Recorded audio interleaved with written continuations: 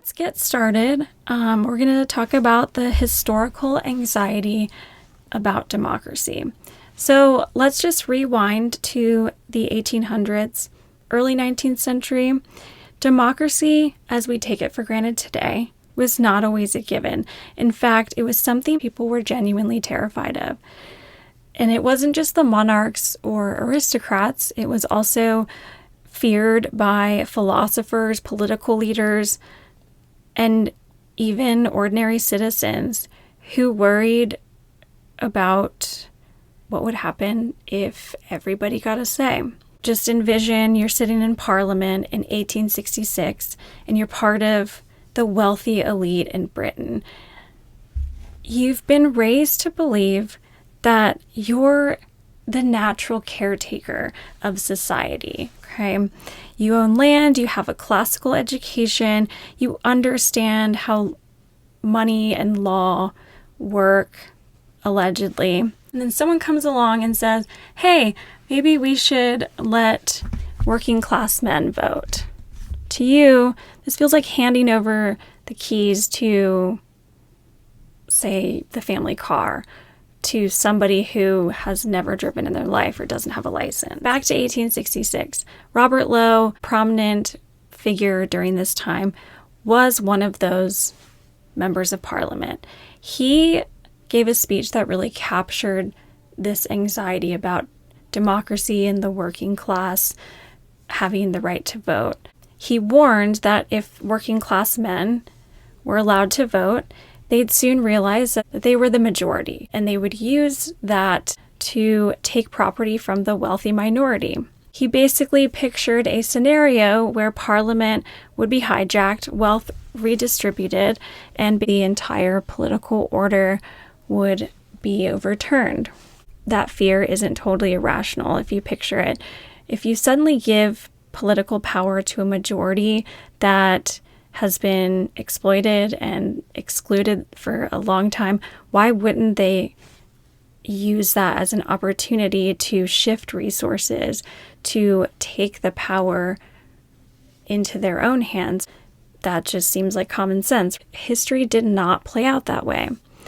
Democracy expanded, suffrage broadened, and yes, there were some redistributive policies that emerged. So things like social insurance, progressive taxation, labor protections. The reality was that wealth inequality barely budged. A century after Britain's working men won substantial voting rights, 1% of the population still owned about 20 to 25% of personal wealth. Sounds familiar, doesn't it? Another prominent figure, John Stuart Mill. So he was also part of those debates in 1866, and he said, sure, give working class people the right to vote, but don't expect miracles. At best, they'll be able to choose which elite person rules over them. Democracy, in other words, wouldn't fundamentally disrupt this hierarchy. And he was right. Democracy expanded, but elites remained elites. Redistribution happened just enough to prevent revolt, but never enough to dismantle power. This debate between Lowe and Mill is still with us. It just looks different. Today, you might hear it in American debates over universal health care, student debt forgiveness, raising the minimum wage. One side, will say, well, if we give these people these rights and benefits, it'll collapse the economy, punish the successful, and ruin incentive. Those are the Robert Lowes. The other side, the John Stuart Mill side, is like, okay, relax. If we make changes, the system's inertia will keep inequality intact.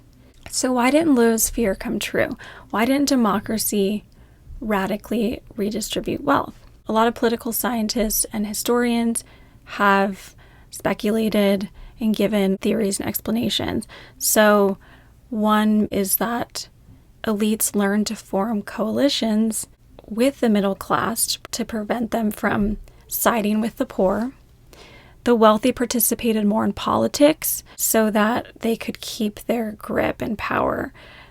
People were also more likely to compare their lives with those more adjacent to them, not necessarily the ultra-rich, but their neighbors, those who were closer to their socioeconomic class. Because of that, they didn't revolt against deeper inequality. It was clear that ideology did its work. Many of the poor came to support or at least tolerate the very people, the very system that had exploited them and disadvantaged them. So this is a really crucial point, because while individuals like Marx had predicted a revolution, instead what happened was this idea that theorists later called ideological domination. It's not domination by force, though there was obviously police and courts and prison. It was not domination by economic necessity, though workers still had to sell their labor to survive, but it was domination of ideas, values, and narratives that made inequality seem normal, fair, and inevitable. This is where philosophy comes into play and really hits real life hard. Imagine you're told from early on that hard work pays off, that upward mobility is possible, and anyone can make it if they try. If you come to believe these ideas, you might be more willing to accept your low position in society, not as injustice, but as a form of temporary bad luck. So that's ideological domination. It doesn't require brainwashing in this dramatic sense. It just requires shaping the context so thoroughly that people don't question the rules or the game. So we're going to bring this back to the theme of being informed. The anxiety about democracy, it wasn't just about numbers. It was about knowledge. The elites believed, or at least they argued, that ordinary people lacked the knowledge to make sound political decisions. If they were uninformed, they would make reckless decisions, and if they were informed, they'd use that knowledge to take over. They'd use it against the elites. Either way, democracy felt threatening. And here's the paradox, right? We know I love those. When suffrage did expand, people didn't turn into these radical agents of change. They became voters who were often uninformed, but they were still functional enough for the system to keep running. So let's fast forward to today. You hear echoes of this pretty much every election cycle. How many times have you heard someone say, the average voter is too dumb to make these decisions. People are voting against their own interests. Or even, we should have some sort of IQ test before people are allowed to vote. These are modern versions of that same 19th century anxiety. Back then, however, the concern was that people were ignorant or going to be ignorant because they did not have access to enough information. Whereas today, we have too much information. We're swamped with it. Or worse, there's false information. And yet that underlying fear is still the same. Can democracy survive if citizens are not truly informed? If you think about the COVID pandemic, at the height of it, you had people that were drowning in data, graphs, expert opinions, conspiracy theories, different political spins. On the one side, the experts were saying trust the science. On the other side, groups were saying the science is corrupted. Don't trust the elites. For the ordinary citizen who isn't an epidemiologist, what do? Do you default to authority, or do you dive into expert mode? Do you become a well-informed citizen by weighing opposing claims? Just notice how the ideological dimension creeps in. People didn't just make decisions based on data. They made it based on values, identities, trust in institutions, or lack thereof. Some people wore masks as a political statement. Others refused to wear masks for the same reason. The point here is that knowledge was never necessarily about facts. It was what you believed, which are two very different things.